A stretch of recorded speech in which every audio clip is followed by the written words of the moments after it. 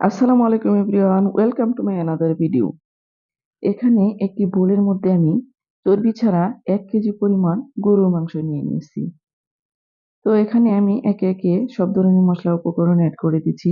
প্রথমে আমি দিয়ে দিচ্ছি এখানে এলাচ, দারচিনি, লবঙ্গ, তেজপাতা এবং আরও দিয়ে দিচ্ছি 1 কাপ পরিমাণ পেঁয়াজ কুচি, দিয়ে দিচ্ছি 2 টেবিল চামচ পরিমাণ রসুন পেস্ট, 2 টেবিল চামচ পরিমাণ আদা পেস্ট, 2 টেবিল চামচ পরিমাণ কাঁচামরিচ পেস্ট, 1.5 টেবিল চামচ পরিমাণ জিরা পেস্ট, 2 টেবিল চামচ পরিমাণ কিশমিশ, কাজু, পেস্তা এবং চিনাবাদাম পেস্ট, 1 চা চামচ পরিমাণ ধনিয়া গুঁড়ো, স্বাদ মতো লবণ, দিয়ে দিচ্ছি 2 টেবিল চামচ পরিমাণ সয়া সস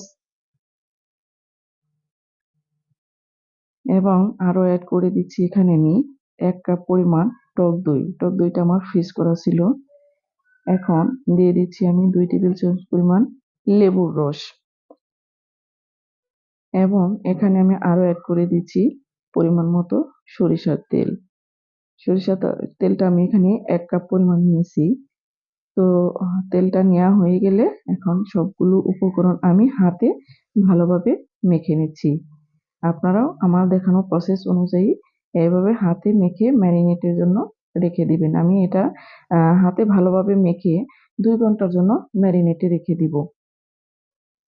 তো রান্নার জন্য সবচেয়ে গুরুত্বপূর্ণ যে টিপসটা হচ্ছে সেটা হচ্ছে যেকোনো রান্নায় মসলার পরিমাণটা যদি সঠিক হয় তাহলে রান্নাটা খুবই টেস্টি হয়। মসলার পরিমাণ যদি কম বেশি হয় তাহলে রান্নার স্বাদটা নষ্ট হয়ে যায়।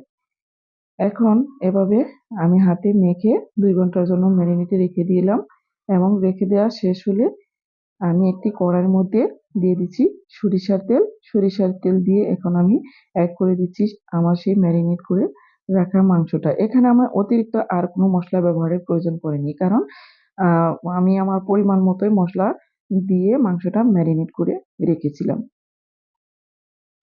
আপনারাও এই প্রসেস অনুযায়ী চেষ্টা করবেন।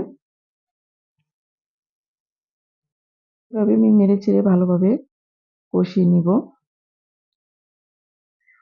আপনারা আমার রান্না দেখে নিশ্চয়ই বুঝতে পারছেন যে আমি এই প্রসেসে কি রান্না করার চেষ্টা করতেছি বা কেন এখানে আমি এইভাবে গরুর মাংসটা রান্না করতেছি।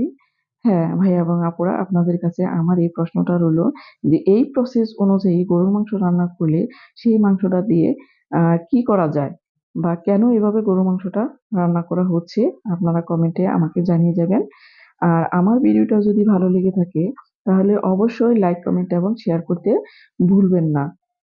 তো এভাবে আমার কষানো হয়ে গেছে দেখুন। আ তেলটা একটু মাংসের গা থেকে ছাড়া, ছাড়া হয়ে এসেছে। তো এই পর্যায়ে আমি এখানে কিছু পানি এড করে দিচ্ছি। অল্প পরিমাণ পানি এড করে দিব। তো পানি দেওয়ার পর এখানে আমি প্রায় ৩০ মিনিটের মতো মাংসটা রান্না করেছি। জাস্ট এরকম একটা লুক এসেছে। আল্লাহ হাফেজ।